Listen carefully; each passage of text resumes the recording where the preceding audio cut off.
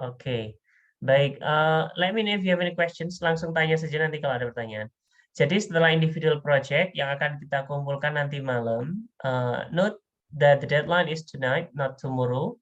Ada yang menyebut di progress report bahwasanya deadline-nya tomorrow, tapi deadline-nya hari ini. So, terus kemudian setelah ini silakan Anda bikin grup project. Grupnya terserah, boleh pilih sendiri antara 2 sampai 4 orang. Do not be too big. Target kita adalah kita bisa menghasilkan analisis dari kelas korpus yang ada di kelas itu. Terus kemudian if possible next year we will try to send it for you know big conference atau NILS, semacam NILS dan macam-macam di UM. Itu sebenarnya gratis untuk mahasiswa. Jadi kalau misalnya kita bisa memanfaatkan akan lebih bagus. Misalkan sekarang ada punya analisis yang ini, jadi nanti tinggal dipoles sedikit, bisa digunakan untuk presentasi di conference macam itu. That would be interesting enough, I think, and a good experience for everyone. Jadi goal-nya nanti setelah nanti malam teman-teman menyusun korpus, class-based korpus, semua kan nanti dikumpulkan di satu G Drive. Semua teks teman-teman akan saya jadikan satu folder sebagai korpus kelas kita. Then your group will analyze this corpus. Bedanya dengan yang kemarin itu fokusnya di part of speech misalkan, jadi kita certain part of speech misalkan suffix yang ada di noun, suffix yang ada di verb, atau suffix perubahan dari noun ke verb atau sebaliknya semacam itu. Kalau yang sekarang itu kita fokusnya ke word formations.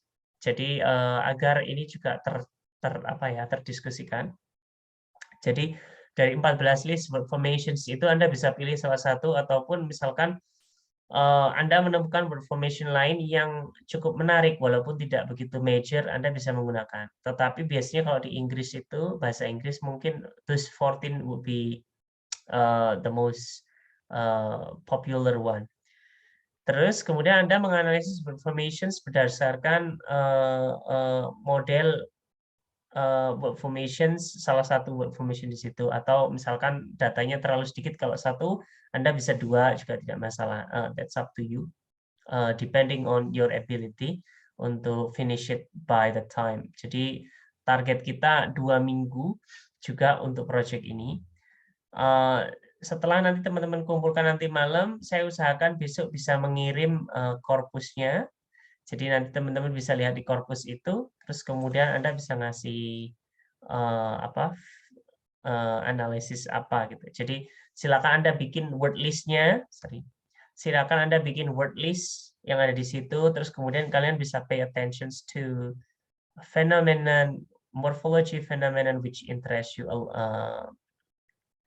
such as for example kalau misalkan kalian suka dengan yang clipping atau compound atau yang lainnya yang salient di situ. Tidak harus yang paling salient, tapi which one is interesting for your discussions, gitu aja. Terus hampir sama untuk softwarenya, silakan menggunakan Encong untuk analisisnya. Anda sudah tidak perlu convert lagi karena semua teks yang dikumpulkan nanti bentuknya TXT. Kalaupun ada yang bukan TXT, nanti akan saya convertkan buat teman-teman. Strukturnya hampir sama. Jadi di introduction Anda sebutkan aja apa yang interest what thing pick your interest the most from that analysis. Terus kemudian deskripsikan metodenya. Ada di salah satu komen progress report itu yang nanya tentang saya nggak tahu metode yang harus digunakan seperti apa. So generally what we mean by methods is like the procedure you do when you collect your data and analyze your data. So just describe your process. Jadi ya saya datanya saya ambil dari G Drive, terus kemudian saya analyze dengan Encong, saya masukkan, terus kemudian saya susun word list, terus saya cari yang ini itu adalah methods. Jadi seperti itu.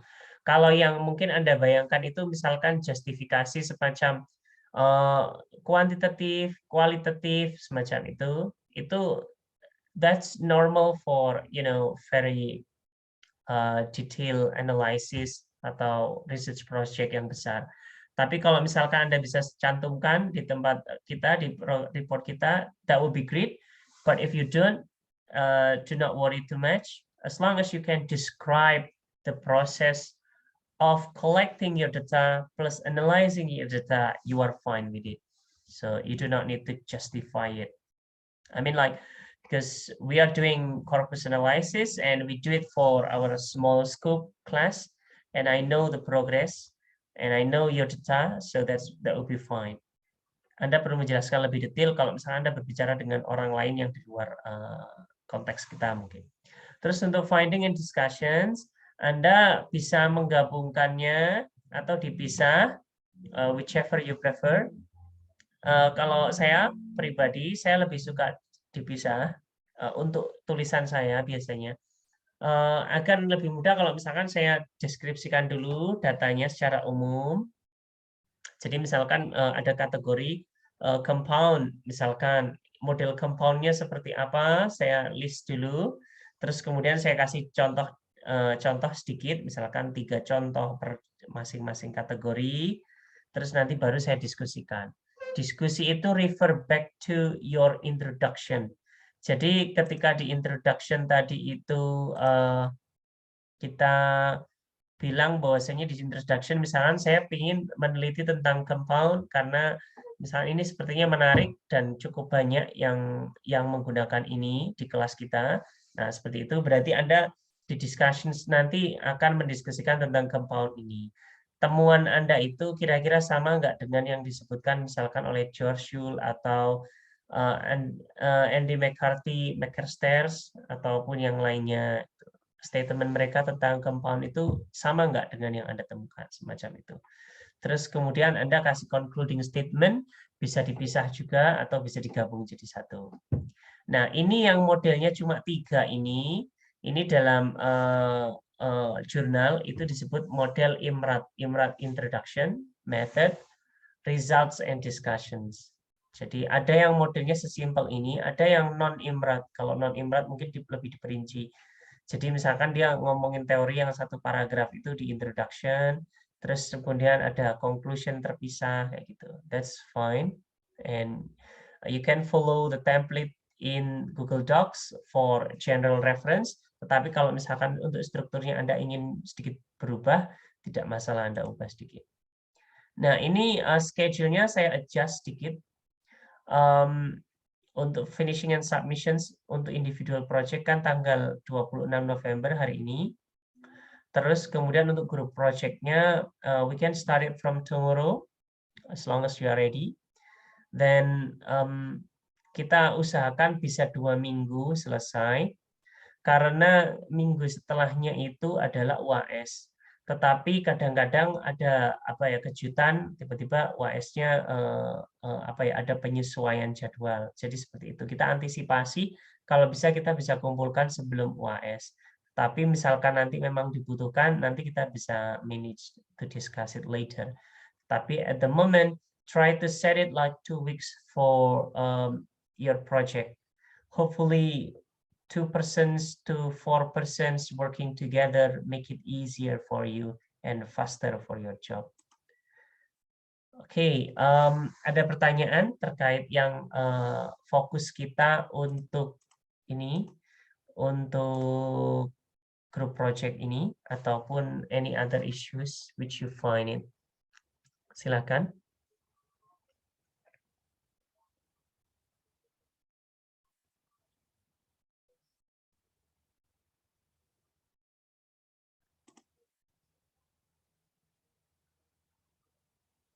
No question?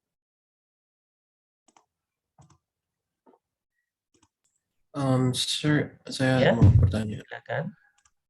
Itu berarti untuk grup project-nya class-based corpus itu dari kumpulan tugas-tugas yang selama kelas ini atau mungkin yang lain, sir? Data corpusnya, sir? Oke, thank you so much. Jadi kalau yang tugas yang ini kan kita ngumpulkannya dari tugas individu masing-masing. Kan teman-teman saya minta juga untuk mengumpulkan korpusnya, bentuknya TXT itu. Nanti kan diupload juga di Google Drive. Nanti seluruh korpusnya teman-teman akan saya kumpulkan jadi satu. terus saya taruh satu folder, terus nanti Anda akan saya kasih link untuk share-nya. Jadi dengan itu Anda dapat data seluruh kelas ini, terus kemudian Oh, Anda menganalisis berdasarkan data itu. Do not worry too much about jangan membayangkan kalau korpus itu nanti jumlahnya kalau misalnya 100 korpus itu berarti ada 100 pekerjaan berbeda. Enggak, kita nggak tagging, nggak ngapa-ngapain, karena seperti yang Anda lihat di individual project, it is very easy.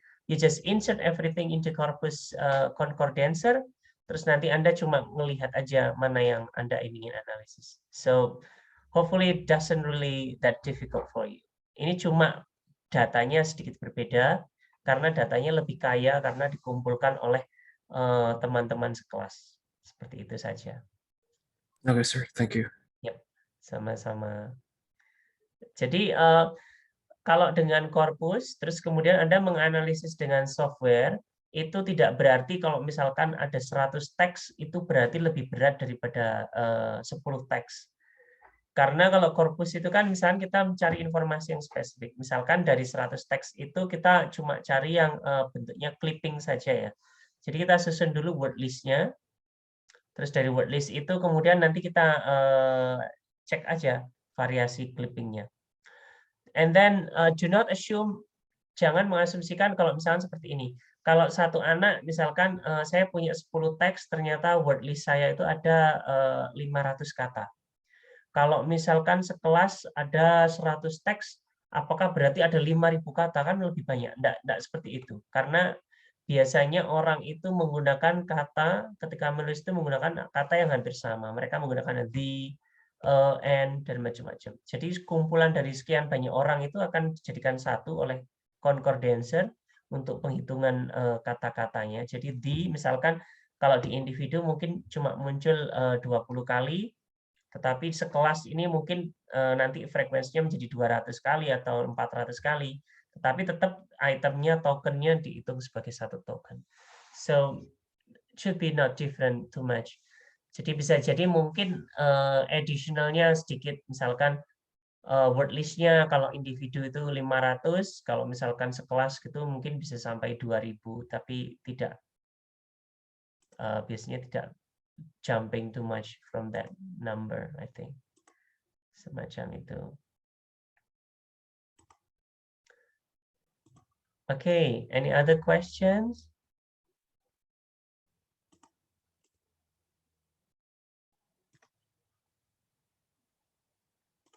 Cukup jelas ya. Okay, the process is the same. Do it with your friends, and then I will ask you tomorrow to report your group names, I mean your teammates.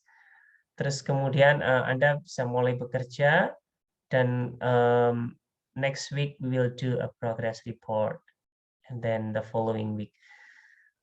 At this moment, I will really need to check the individual project first, so I can know what to add for the group project. Mungkin komentarnya nanti setelah saya lihat nanti individual projectnya teman-teman seperti apa, baru kemudian kita bisa punya masukan untuk group project apa yang perlu diimprove. Tapi at this point it will be just like the same with individual project, except the focus would be a little bit different. So you will focus on word formation rather than part of speech-nya. And then it doesn't mean that, for example, if you choose derivations, Anda harus menganalisis seluruh derivation, tidak. Cukup analisis yang mungkin salient, salient features, misalkan word formations, derivasi yang mengubah kata benda menjadi kata kerja. Itu kan sudah ada banyak jenisnya. Mungkin beberapa 3 atau 4 yang paling salient kalian bisa analisis di situ. So you do not need to, submit everything. Karena kalau misalkan terlalu banyak yang dianalisis, nanti jatuhnya cuma listing saja. Nanti kita cuma ngelist saja. I'm expecting that it's more than just listing word formations or morphological phenomenon, but it's deeper than that. It can discuss a little bit kayak gimana posisinya misalkan, ataupun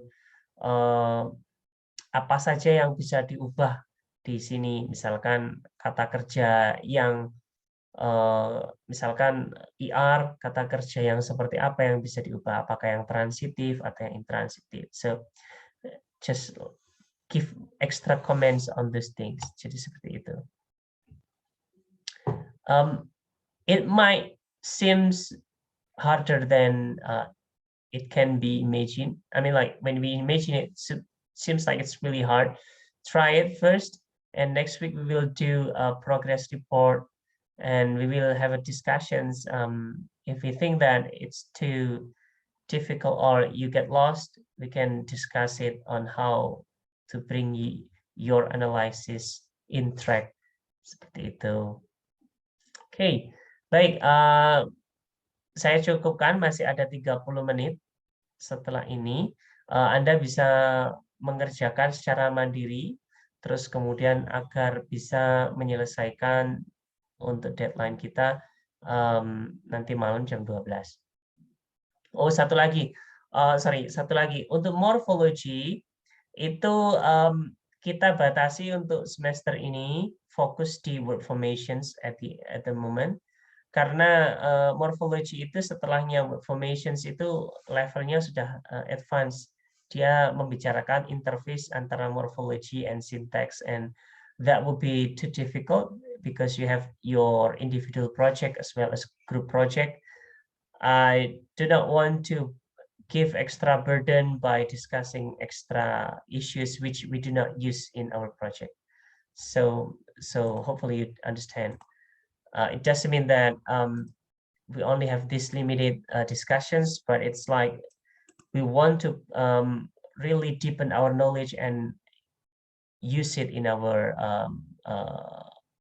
project and report. That's all for today. Saya akan share attendance list. Silakan teman-teman isi, and I will see you in Telegram groups if you need any questions. Alright, baik, itu saja. Saya akan stay di sini for some time di Zoom ini. Silakan, if you have any question, you can stay and ask. And then if you do not have any questions, you can leave the Zoom. Don't forget to fill out the attendance list. That's all for today. Thank you so much. Assalamualaikum warahmatullahi wabarakatuh. Waalaikumsalam warahmatullahi wabarakatuh. Thank you, sir. Yes. Have a good weekend. Thank you, sir. Ya, sama-sama. Baik, sir. Sebentar.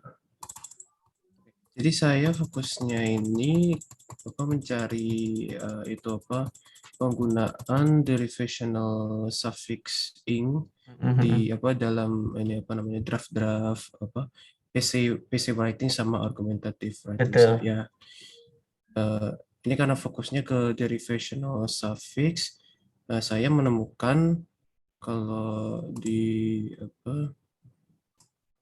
ada 3 draft yang memiliki kata learning, dan itu kata learningnya itu frequently found gitu, kayak sering banyak ditemukan. Dan terus sebentar, mana ya?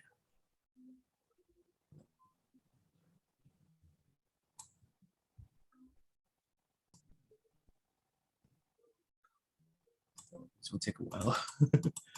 It's okay. Itu ke bawah dikit itu. Kan itu urut abjad ini tuh.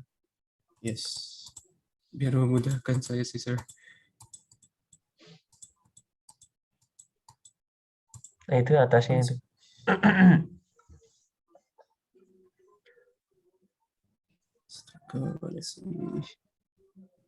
Oh, there we go. Ya. Yeah. Nah, ini dilihat dari hasilnya ini di word list-nya itu frequent banget, 123.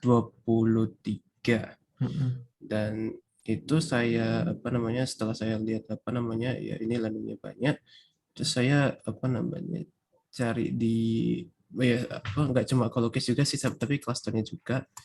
Saya coba cari kayak learning gitu, dan ternyata ya ada banyak juga yang Betul. frasa kayak contohnya untuk contohnya di sini itu blended learning frequentnya 47, online learning juga 32, lalu di collocates juga ya hasilnya juga sama dengan yang paling banyak itu blended, yang digunakannya itu di kanan kirinya kata learning. Jadi frekuensinya itu di 47 sama online juga, kata online juga. Terus saya juga cek di concordance pun ya hasilnya juga sama. Ya dibuktikan di concordance-nya gitu, sir. Jadi Betul. ya dari dengan itu berarti bisa di discussion-nya itu bisa dihubungkan gitu ya, sir, antara concordance sama Boleh. Cuma bedanya kan sedikit kalau di cluster itu kan itu kan otomatis pasangan yang pasti bakalan muncul di datanya kita. Jadi kalau diklik di cluster itu kan misalnya seperti learning and learning, learning itu pasti nempel di punya kita.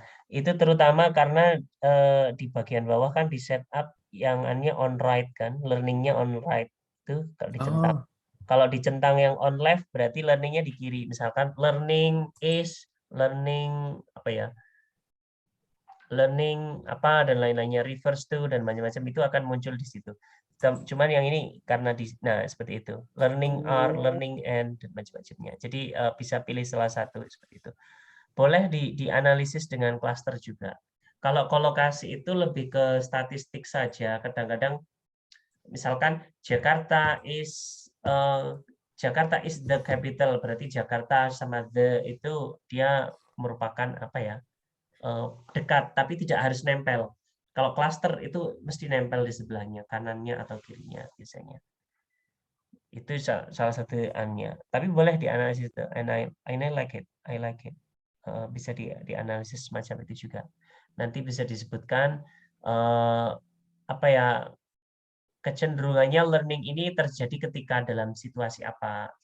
Saya belum lihat datanya in total seperti apa, tetapi nanti mungkin bisa dari list data di situ mungkin bisa diasumsikan kira-kira apa bisa jadi learning itu misalkan munculnya di posisi subjek ataupun preceding, lebih banyak preceding verb atau following verb misalkan semacam itu.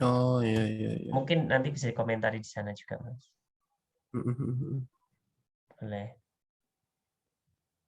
Itu blended learning kan banyak sekali tuh yang yes, sir. nanti mungkin bisa lihat blended learning is, terus kemudian ada lagi about blended know about blended learning. Jadi apakah dia lebih cenderung sebagai subjek ataupun sebagai objek atau sebagai prepositional phrase seperti with blended learning itu kan prepositional phrase. Yes, sir. Lebih ke apa biasanya digunakan. Itu salah satu aja.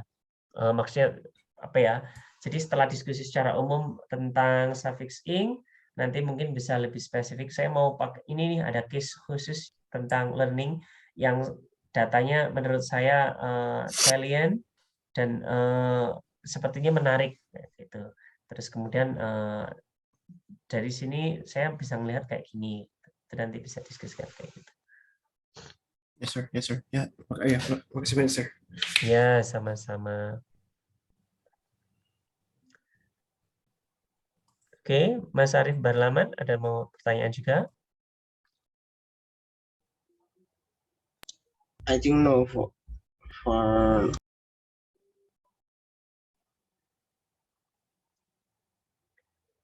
I think the answer is already been answered by Arif Vardi. Okay. Thank you, sir. Okay, that's okay.